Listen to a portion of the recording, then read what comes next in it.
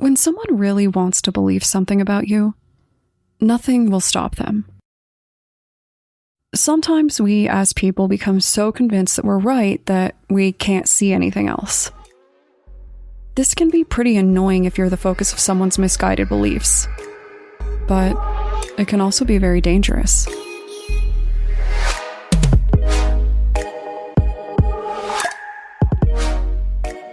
My name is Brienne, and I'm the host and creator of Among the Dirt and Trees, a show where we explore true crime cases that occur out in nature.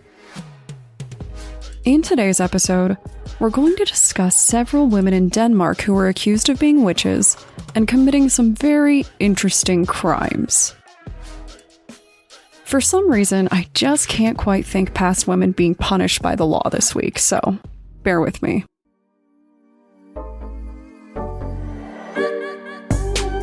I don't know much about Denmark, I'm gonna be honest with you. However, if the historical records are anything to go by, Denmark in the 15 and 1600s was a little intense. During this time, Denmark had its own witch craze, and it ended pretty badly for a lot of people. Starting with Guide Spandemager. During the early 1500s, Denmark was being run by King Christian III. He was taking issue with the Netherlands at the time. Don't ask me what those problems were, I don't know, and it's honestly not relevant to Guide's case, which is so much worse. But basically, the king wanted his war fleet to hunt down a Dutch fleet. In his mind, catching them was easy and even inevitable.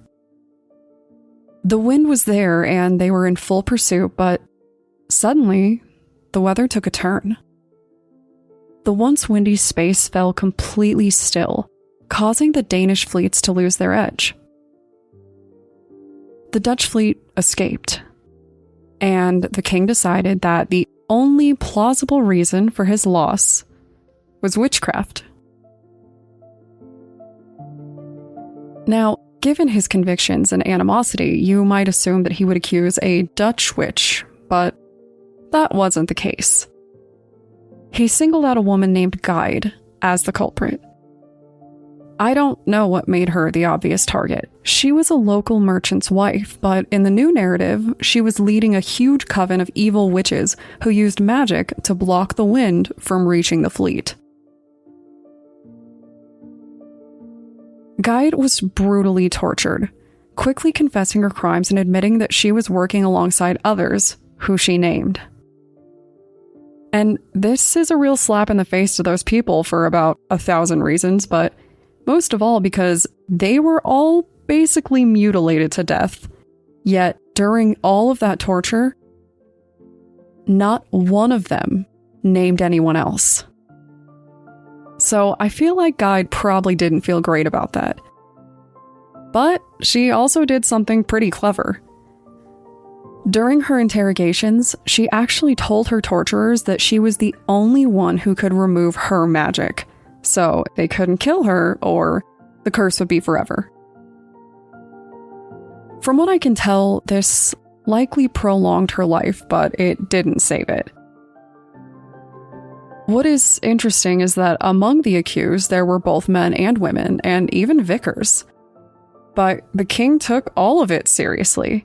Whoever she accused got picked up with exception to one woman who actually had an alibi. In the end, several people died, all because the king couldn't cope with a stroke of bad luck. Guide was burned at the stake.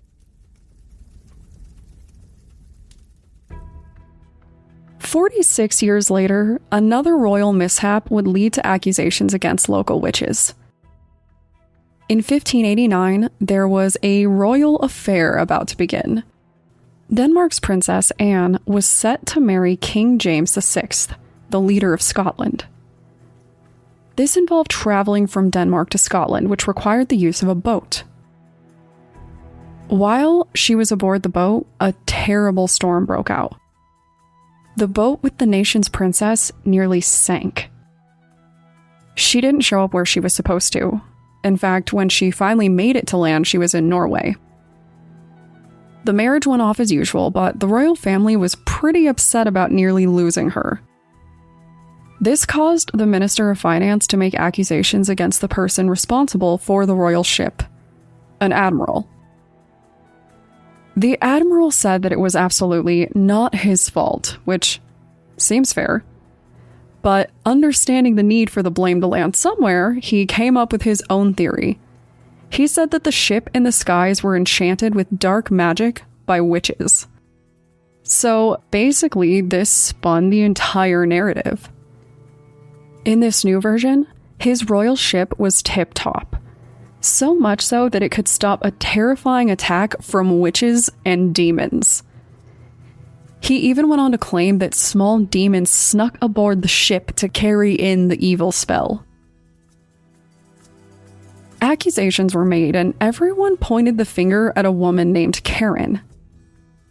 And to prove that it was her, they went to a witch that they already had in custody, Anne Coldings, and then tortured her until she came up with an entire story about how she and Karen and a few others worked together to use magic to try to sink the ship. Everyone named was charged for these crimes, and they were all executed.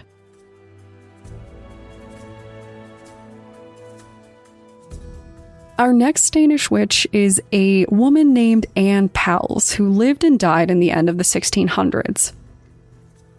She was accused of several crimes, with the main focus falling to her helping a woman named Karen in conspiring to poison another woman's abusive husband using witchcraft. Interestingly enough, it seems that Karen and the would-be widow did try witchcraft first, but when that didn't work, you know how unreliable magic can be, they went for good old-fashioned poison. Since we didn't have much science back then, well, poison was clearly a witch's work. Karen was tortured and admitted that she used magic and gave up basically 100 names to her interrogators.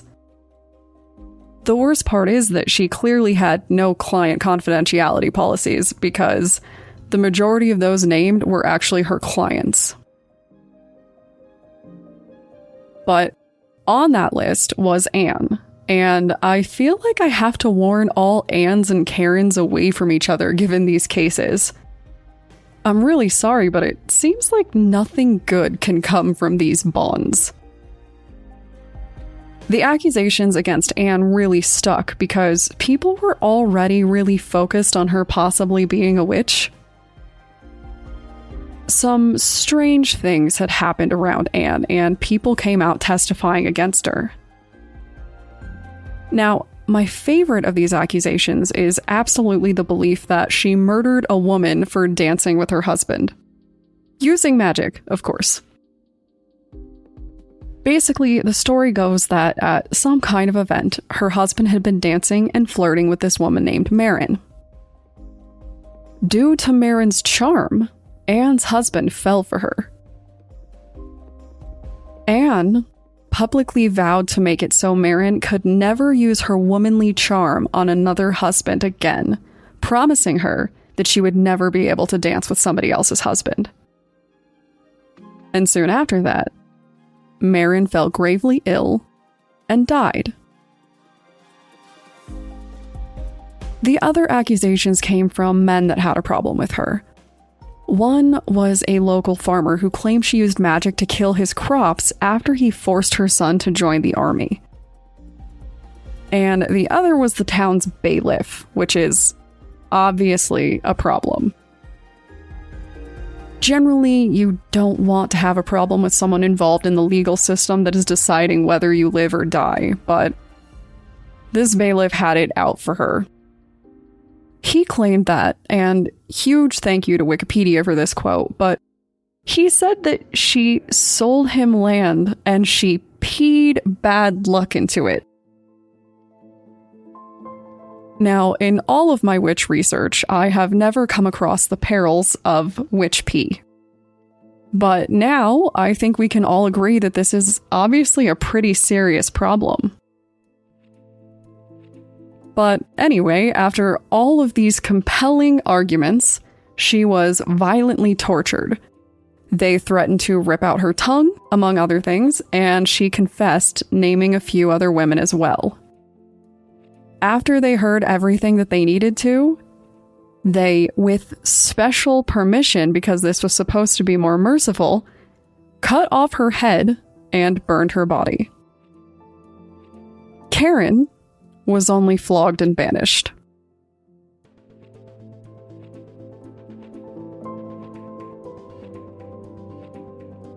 I think it's important to remember that throughout all of history, there have always been bad and unspeakable things that happen to good people. The law isn't always right, and it isn't always fair. But we persist. Little by little, the world changes. And sometimes those unspeakably bad things are left in the past as little more than unimaginable horrors to the modern world, even if they have a sequel or two along the way. So, to any fellow witches out there, here is your reminder that these responses were driven by fear then, just like they are today. The power of women who can control the very wind and sea. The power to sink ships and rewrite history. And a power that emanates from women so holy that we literally piss it out. I guess I'd be afraid if I was them too. So, if you want to discuss companies that are supporting their employees' right to choose, ways to find access to birth control in your area, or the many times that governing bodies have tried to control the actions of their people and failed, feel free to contact me on Twitter or Instagram using the tag @datpod. Thanks, guys.